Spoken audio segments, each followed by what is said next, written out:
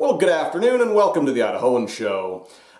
Lately I've been contemplating the purchase of a vehicle to replace our family car, and this has led me to make some theological observations about the sin of pride. Now, before I go into exactly how buying a vehicle relates to the sin of pride, I should probably define what I mean by the sin of pride, because in English, the term pride can have a range of different meanings depending on the context in which it's used.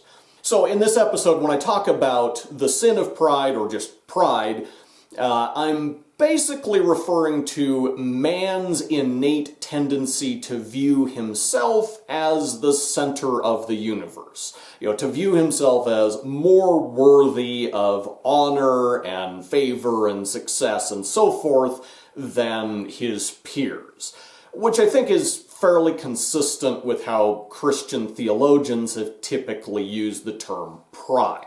Of course, in a more general context, the term pride can be used for a lot of things. I mean, when a parent tells their child, "I'm proud of you," typically they're referring to an attitude more along the lines of, "I rejoice in your success," which is actually kind of the opposite of that self-centered pride that we're referring to theologically.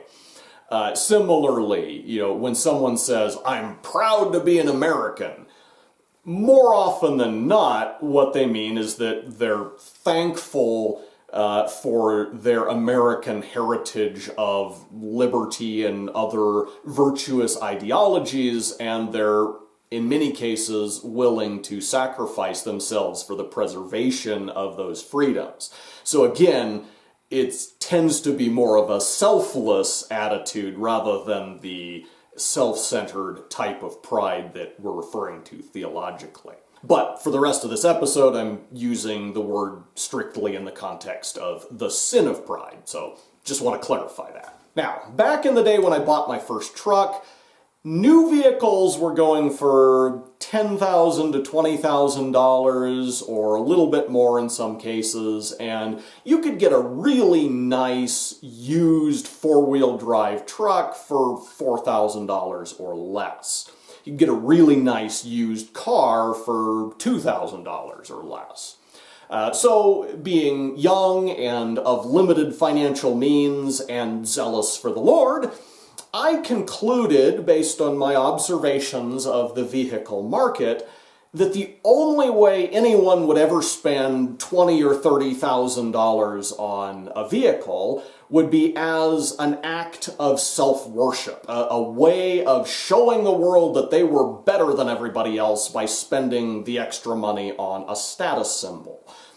Clearly, they were committing the sin of pride, and so, being young and zealous, I determined that I would never spend more than $4,000 or $5,000 on a vehicle, lest I should fall into that same sin. Well, fast forward to 2022, where my family's growing, I'm looking to upgrade our family vehicle. Meanwhile, the vehicle market has gone up a bit in price, and while I'm still assessing options, it seems unlikely that I'll be able to find anything that would be much of an upgrade for less than $4,000. So this has necessarily led me to reconsider my principles on the subject of purchasing a vehicle, and to realize that while there may indeed be people out there who spend more than they need to or more than they really should on a vehicle because of their pride, that's between them and the Lord. In this situation, it was really me who was committing the sin of pride by considering myself to be more honorable than them simply for the fact that I wouldn't spend as much on a vehicle as they would. Now, of course, repenting of my pride on this matter doesn't give me unlimited resources to go out and buy a new vehicle. But it does give me intellectual freedom to make the best use of the resources that I can reasonably devote to that endeavor. And more importantly, There's a spiritual value to repenting of sin and drawing near to God. Now, the reason I bring this up is that as I've been thinking about the sin of pride, I've come to the realization that my experience may exemplify a much more general principle of something we might call counterpride.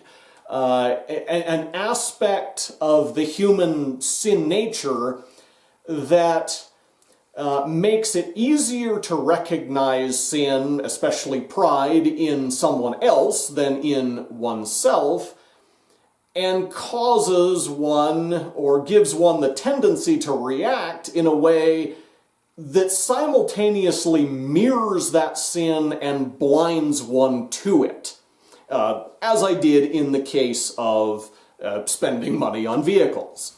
And I think we could come up with plenty of other examples of situations where this principle of counterpride manifests itself. One very similar area might be housing. On the one hand, you might have someone who spends more than they can really afford on a big fancy house with a big fancy lawn because they feel like they need that status symbol to gratify their pride. On the other hand, you may have someone who reacts against that, who sees their pride or what they perceive as pride and goes to the other extreme of making it a point of honor to live in a tiny house or, a trailer park or something equally economical. Where in reality, there's nothing intrinsically sinful about living in a big house or a tiny one. It's just a question of whether you think that where you live makes you better than anybody else, and if so, you've got some pride to repent of. Another example that is arguably systemic, even within the Christian church today, is manner of dress. Come to think of it, the pastor of our church has preached on numerous occasions about how in his youth he encountered a number of churches where people would dress up for church as a matter of pride, as a matter of trying to one-up one another and to show that they were better than each other.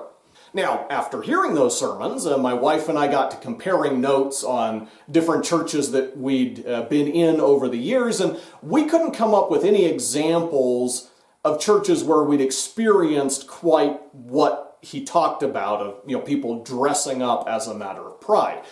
Definitely churches span a whole spectrum from casual to formal in terms of how they dress, but in the most formal ones that we'd been in, it seemed like people were dressing up more because, church has a social dimension to it, and they like to dress up when they get together sort of out of respect for one another.